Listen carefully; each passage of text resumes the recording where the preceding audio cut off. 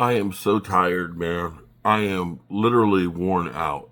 And when I get sleepy, it's usually because of depression. And I have to think that the Eagles going to the Super Bowl again and Philly 500 texting me who's going to the Super Bowl and pictures of the Eagles is killing me and depressing the hell out of me. Leave me alone, Philly. Leave me alone. You got your Super Bowl. Do you need to torment me as well? Um, we listened to the press conference, and the Cowboys are good at shoveling shit and selling that shit. Best snake oil salesman in the world. For an organization that hasn't done anything for 30 years, to still make the press conferences of the new coach you hired bigger than anything else. Especially the day after Championship Sunday, where we're talking about Super Bowls.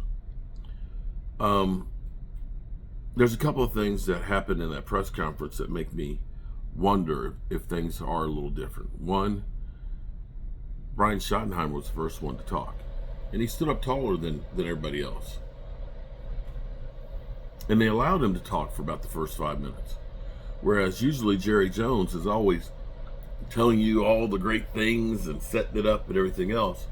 It was Brian Schottenheimer who got his time first. I don't know if that means anything or not, but that's subtle, but it may spell a whole lot.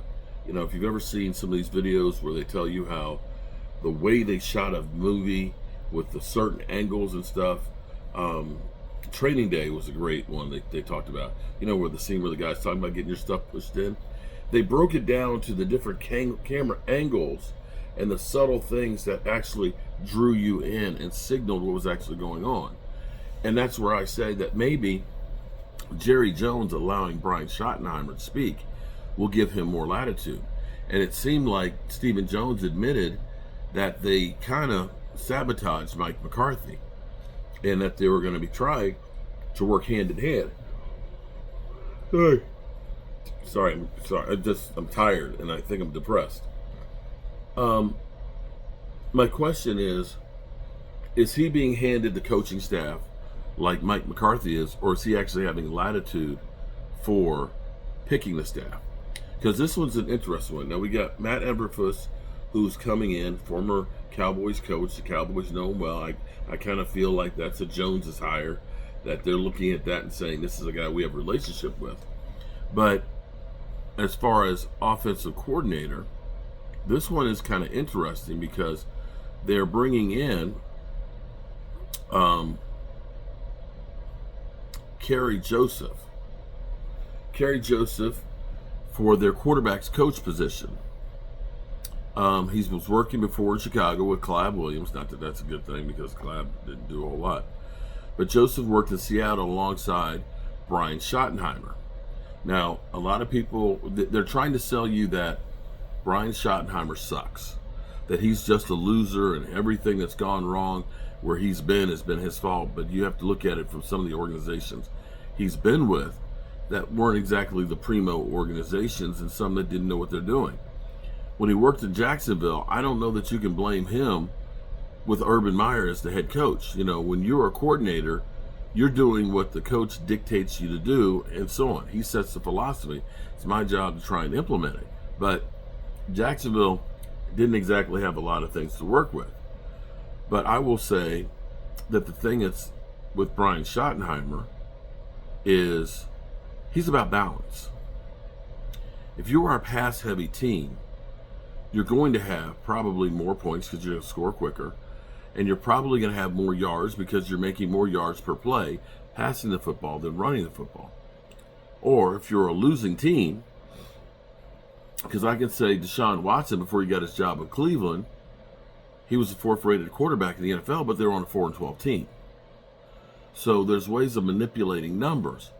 And typically, if you're a good offense and you're winning games, you're slowing down the game in the fourth quarter, so you don't necessarily get a lot of yards. But what he has done is he's actually led the league in running the football.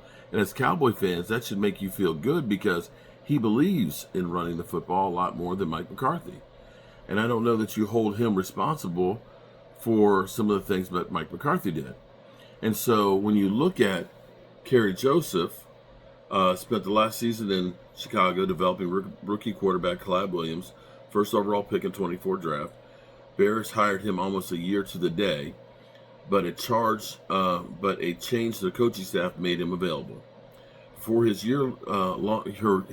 long year in Chicago, Joseph spent 4 seasons at Seattle, serving as their offensive assistant,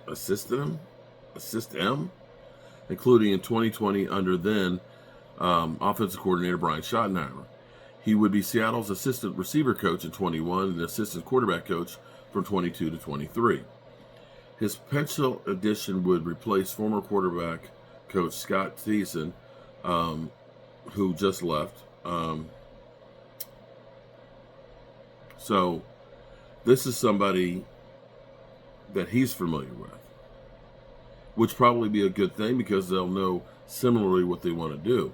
I'm actually excited about Brian Schottenheimer, for no other reason, is that it may help to prolong Dak Prescott's career in the same way the Cowboys tried to with Tony Romo. This means they're going to run the football more. He's definitely going to try and have balance. And you know, Mike McCarthy is more like 65-70 to 30-35. It's one of those things, he just runs the ball because he has to keep him honest, but doesn't really believe it. So maybe this is the kind of change that we need. And typically, the Cowboys, when they've been successful, have been with a running game. Roger Staubach, Tony Dorsett, Troy Aikman, Emmitt Smith. And so maybe this means they go for Genty. Get that running back in place.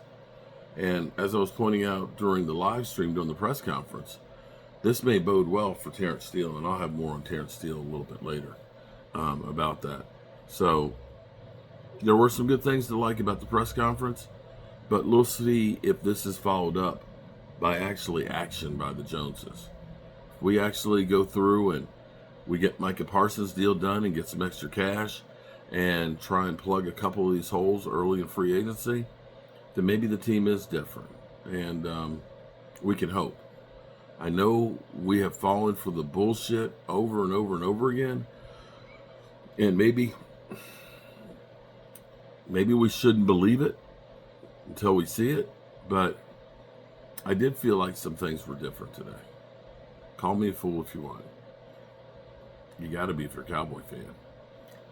Alrighty, good people. We'll definitely have a lot on this tonight. We got our live stream at 9 o'clock. It's been a rough weekend and a crazy weekend, and that's how it is with the Cowboys. Peace.